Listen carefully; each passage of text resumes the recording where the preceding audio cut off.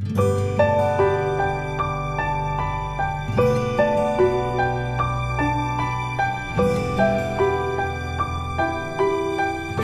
ini yang rusak katanya rumah siput, dan itu memang bawaan lahir. Kenapa dia harus cepat ditangani? Kalau sampai umur 5 tahun dia terlambat sekolah. Kalau lewat dari 8 tahun dia terpaksa bisu. Pada saat itu amang saya lemas di situ mendengar. Hancurlah hati saya amang sebagai ibu gitu kan. Aduh, bahasa mana yang nasibnya anak kosong onon, naroha makan amang. Ini itu 20 juta dari mana lah dokter?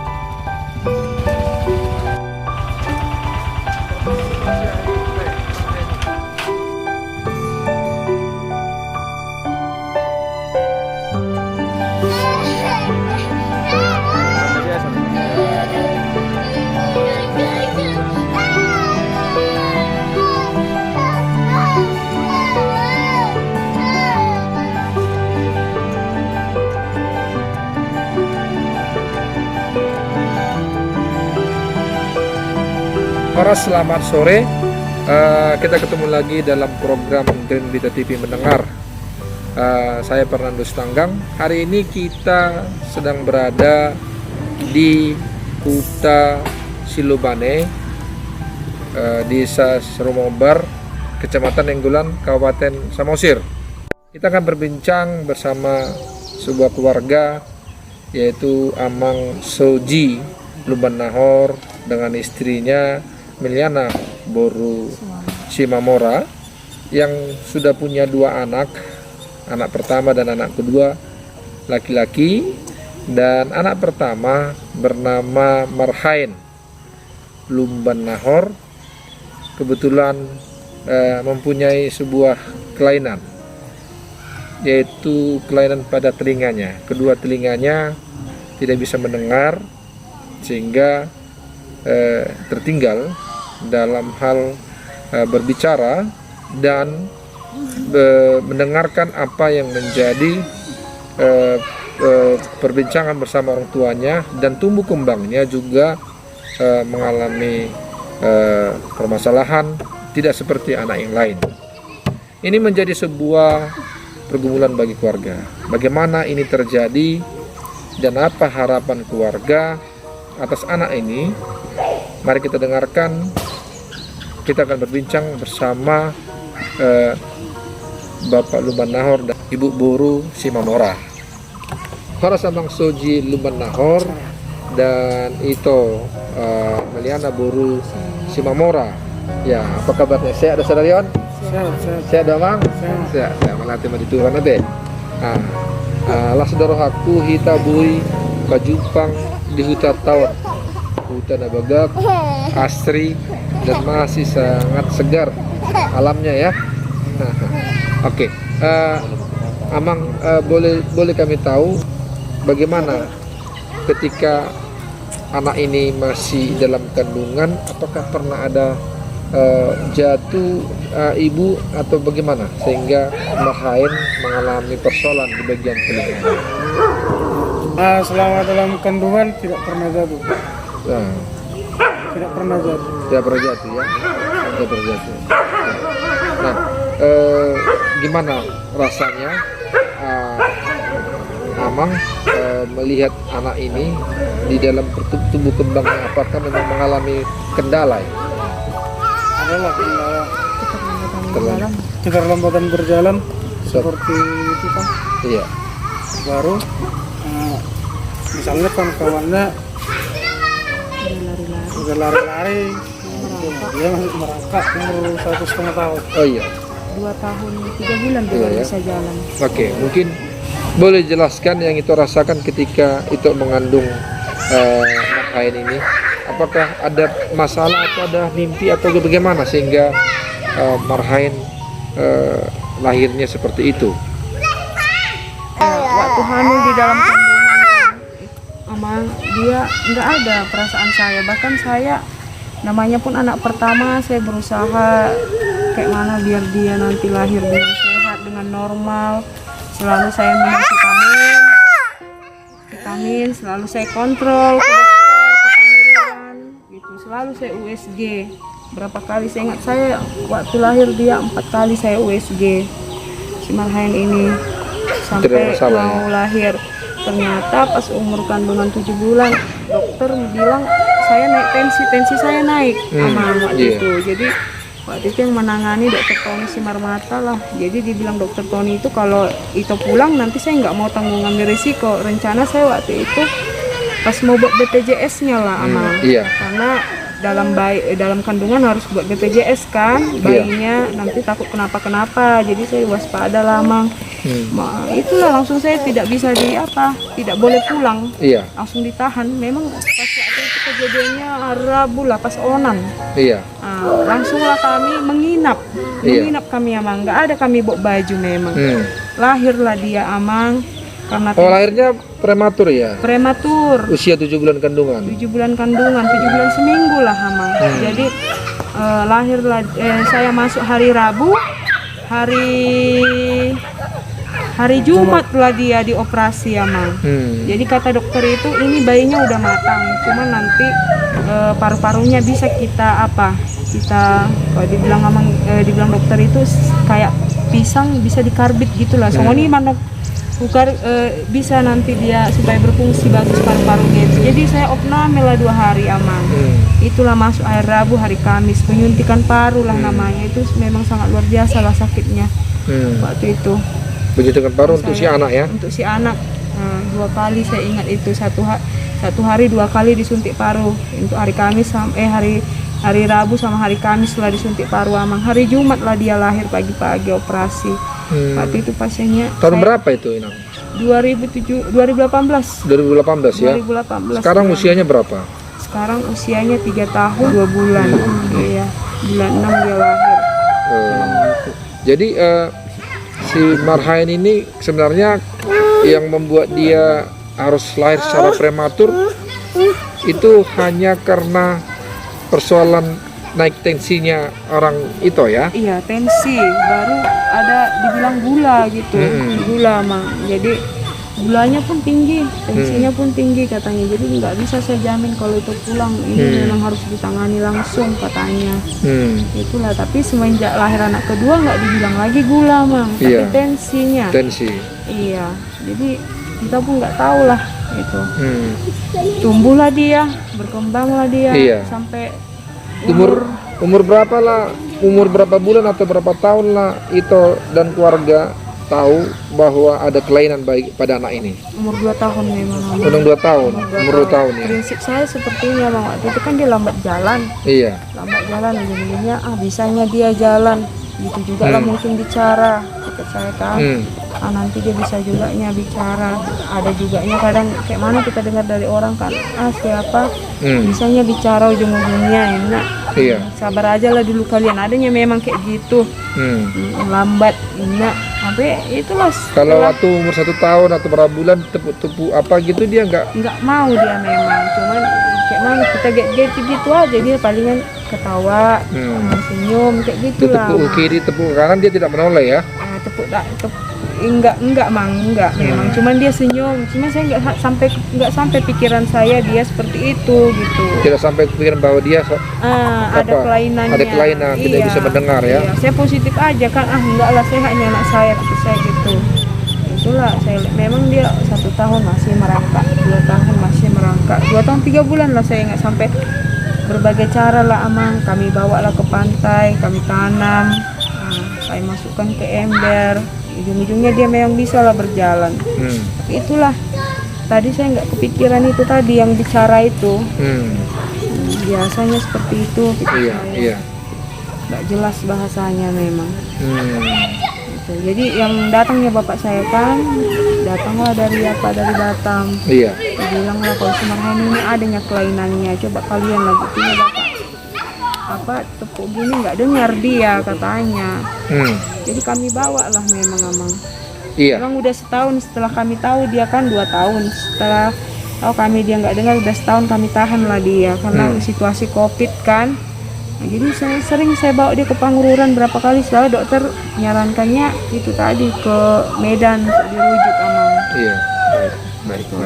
Nah, setelah tahu orang itu bahwa dia ada mengalami pada usia dia 2 tahun, apa aja pengobatan yang sudah itu lakukan kepada anak ini? Sudah itulah berobatnya yang kalau medis ya, Iya. ke Pangururan. Jadi Ke saya dokter umum atau dokter THT? dokter THT, dokter anak, Iya. Amang dokter anak. Cuma waktu itu dokter anak juga saya bawa ke Pangururan, dia nggak berani dokter itu memvonis dia autis gitu, karena belum ada hasil, karena kan dari rumah sakit Pangururan itu alatnya nggak memadai, jadi dokter belum berani memvonis, cuman dibilang belum terlambat ibu bawa dulu ke Pangururan katanya. Jadi kalau dokter THT bilang apa? sama karena udah dicek gendang telinganya bagus. Gendang ini nggak masalah di gendang telinga ini, kayaknya di di dalam. Jadi saya semenjak itu berapa kali lah, udah pertama sampai berapa kali kami ke Pangururan bawa dia, nggak berani saya membersihkan telinganya. Karena takut saya kan, takut. Jadi orang puskesmas kadang kalau mau membersihkan saya bawa gitu ke rumah sakit karena saya takut. Iya. Nah, apa yang menjadi keluhan anak ini ketika sehari-hari lah? Apakah memang dia apakah dia mengalami rasa sakit yang berlebihan atau bagaimana? Itulah kalau menurut saya dia mungkin mengalami rasa sakit yang sangat berlebih karena dia memang mau nangis gitu. Kalau musim dingin dia mau nangis. Kenapa? Musim dingin mau nangis? Kenapa ya? Apa yang dikeluhkannya di musim dingin? Telinganya. Kalau nangis dia selalu megang telinga. Kadang dia mau nepuk-nepuk telinganya, Mang. Mau nepuk telinganya sampai bagaimana dia tepuk telinga? Kuat gitu, kuat, Mang. Kuatnya. Mau dia. Oh gitu. Iya. Mau dia sampai nepuk telinganya gitu. Selain itu apa lagi yang dia sering mengeluh? Ya kalau permintaannya nggak dituruti lah, Mang. Dia mau memberontak. Gitu ya. Iya, kadang kita takut lah kalau misalnya kita bawa dia ke jalan itu wajib jajan, kalau nggak dimaui dia nangis. Bahkan mau dia sampai guling-guling di tanah itu dia mau. Iya. Nah, kalau musim dingin ya dia masalah. Kalau malam hari dia gimana dengan tidurnya? Malam hari tidurnya ini termasuk terganggu kalau saya bilang. Termasuk terganggu. Terganggu juga tidurnya, kena mungkin ke terasa mungkin ke telinga. Bisa dia nanti bangun Amang ya termenung aja gitu, nggak diganggunya kita. Tiba-tiba dia udah gitu buka mata. Termenung saja dia. Iya termenung. Nanti kita kalau kita ada lihat dia termenung, dia ganggu kita gitu lah, Mang. Oh gitu. Iya. Oh. Itu nggak tidur lagi dia nanti sampai pagi. Sampai pagi. Iya. Padahal anak-anak usia seperti ini perlu tidur yang lebih banyak ya. Iya, walaupun kita kasih susu dia tetap tidak tidur juga. Tunggu dia tidur sendiri, nggak bisa dipaksa. Iya, sekuat-kuatnya nangis, menjerit lah kalau saya bilang. Seakan-akan kayak dipukul. Kayak dipukul ya. Jadi kayak. Padahal karena menahan rasa sakit telinganya ya. Iya. Jadi kita memang harus ekstra sabar lah, Mang. Oh gitu ya. Iya. Baik. Harus pandai juga kita mengelaknya. Baik. Nah, ini dia sudah punya adik ya? Udah. Sudah punya adik. Adiknya berapa bulan? 3 bulan. 3 bulan baru lahir berarti. Iya. Nah, pernah nggak mencoba untuk berobat yang mungkin lebih alat yang lebih canggih seperti ke Medan atau ke rumah sakit swasta yang lebih lengkap gitu? Pernah? Pernah. Kemana dia pernah hilang? Kemarin karena dokter Pangururan nyarankan ke Murni Teguh dulu. Murni Teguh. Murni Teguh lah kami pergi Mang. Karena saya pun udah was-was juga ya sebagai orang tua, Mang. Takut saya. Nanti anak saya ini kenapa. Akhirnya kami nekat lah, Mang. Pergilah kami ke Murni Teguh. Iya. Waktu itu pada bulan 6 ya. Bulan 6 2000 ini juga 21. Iya. Pergilah kami ke Ramang karena udah capek saya bawa ke Pangururan terus selalu dibilang rujuklah ke Medan. Akhirnya kami jumpa sama dokter Murni Teguh, katanya karena alat lebih bagus biar lebih puas katanya, karena orang ibu jauh rumahnya di Nenggolan. Kami rujuklah ibu lagi ke Columbia. Rumah sakit Columbia. Tapi tidak ditanggung BPJS ya ibu, katanya gitu. Biar kita tahu lebih pasti kata dokter itu. Iya. Karena kalau menurut diagnosa saya anak ini keterlambatan bicara, ibu space delay katanya mang. Jadi baru pendengarannya pun kurang katanya. Gitu. Jadi ya pergilah kami emang ke Columbia. Apa katanya? Padahal itu juga kami pergi. Iya. Pergi kalau Columbia ikutlah saya masuk. Ibu masuklah juga menemani saya katanya. Jadi saya masuk emang ke apa itu, ke rumah sakit itu. Masuklah dia ke ruangan, dibiuslah dia dulu amang. Dikasih minuman gitu, tertidur dia. Jadi saya lihatlah dimasukkan kabel-kabel ke telinganya gitu amang. Baru dari kabel itu dihubungkan ke komputer, saya lihat. Jadi ditunjukkan sama dokter itu. Lihatlah ibu ini, Marhaen ini kategori berat ya ibu katanya. Inilah hasilnya. Ada 3 lah itu amang, EEG, tes darah, satu lagi saya lupa. Tapi ada saya buktinya gitu. Itu amang. Nah, maksud saya apalah yang dianjurkan oleh dokter di sana? Columbia. Jadi saya bilang, dokter, rumah saya kan jauh di Nenggolan, ini anak sering mengamuk. Jadi kata dokter itu, ini nggak ada obatnya ibu. Obatnya hanya itulah alat amang, semacam alat pendengar yang harus ditanam ke telinga, dibor. Itu namanya telinganya. Implan koklea namanya amang. Implan koklea. Implan koklea. Berarti ada yang diimplan, ada yang dimasukkan ya? Iya. Karena ini yang rusak katanya rumah siput dan itu memang bawaan lahir. Oh, bawaan lahir. Iya. Saraf rumah siputnya yang terganggu ibu. Memang nampak amang di layar itu. Nampak saya ya? Lihat, iya.